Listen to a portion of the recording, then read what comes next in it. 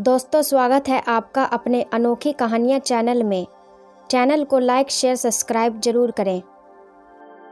भगवान श्री कृष्ण की मृत्यु कैसे हुई? दोस्तों, वो कौन था जिसके हाथों श्री कृष्ण की मृत्यु हुई? मानवता और मानव जाति को लगभग नष्ट कर देने वाला कुरुक्षेत्र का युद्ध शांत हो चुका था। अपनी जीत पर पांडव खुश नहीं थे, बल्कि युद्ध से हुई तबाही को देखकर उनका मन बहुत विचलित था। युद्ध के बाद श्री कृष्ण पांडवों के साथ गांधारी और धृतराष्ट्र के पास दुर्योधन की मौत पर शोक जाहिर करने और क्षमा मांगने पहुँचे। दुर्योधन का खून में लथपथ शरीर और अंधे माँ बाप की आंखों से आंसुओं की बाढ़ से पांडवों का भी दिल भर आया था। गांधारी पांडवों को छोड़ श्री कृष्ण को दुर्योधन की मौत का असली जिम्मेदार मानने लगी। गांधारी ने श्री कृष्ण पर चीखते हुए कहा, आप द्वारकाधीश हैं, जिनकी पूजा मैंने खुद विष्णु अवतार मानकर की। क्या आप अपने किए पर जरा भी शर्मिंदा नहीं हैं? आप चाहते तो अपनी दिव्य शक्तियों से इस युद्ध को टाल सकते थे। बेटे की मौत पर आंसू बहाने वाली एक माँ का दुख तुम खुद अपनी माँ देवकी से जाकर पूछो,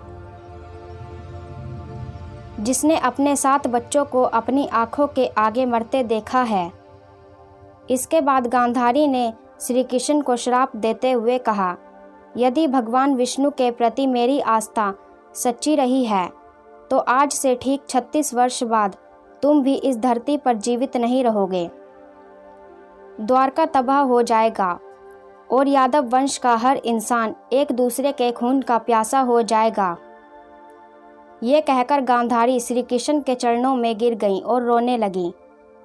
कृष्ण के चेहरे पर हल्की सी मुस्कान लिए गांधारी को उठाया और कहा, माते, आपके श्राप का असर एक दिन जरूर होगा, लेकिन ये सिर्फ मेरे प्रति आपकी सच्ची श्रद्धा की वजह से नहीं, बल्कि बदलते समय की वजह से भी होगा। कहते हैं कि गांधारी का यही श्राप यादव वंश के विनाश और भगवान श्री कृष्ण की मृत्यु का कारण बना। कई साल बीतने के बाद श्री कृष्ण के पुत्र सांबा गर्भवती स्त्री का वेश धारण करके ऋषि मुनियों से मिलने गए। ये देखकर ऋषि भड़क गए और उन्होंने सांबा को श्राप दिया कि तुम एक ऐसे लोहे के तीर को जन्म दोगे जो तुम्हारे कुल साम्राज्य का सर्वनाश कर देगा।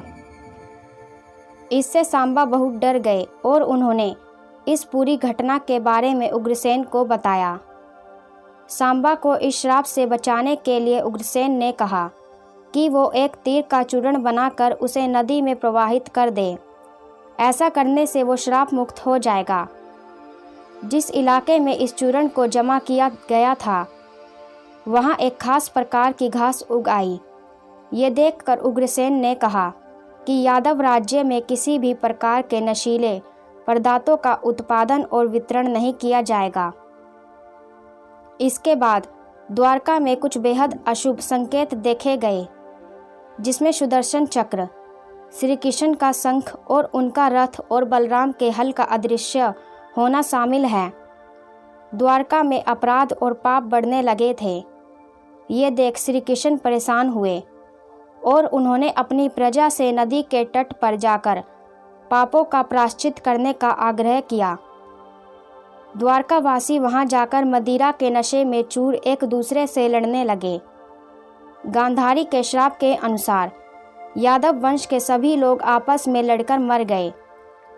इस घटना के कुछ समय बाद श्री कृष्ण एक पेड़ के नीचे योग समाधि ले रहे थे।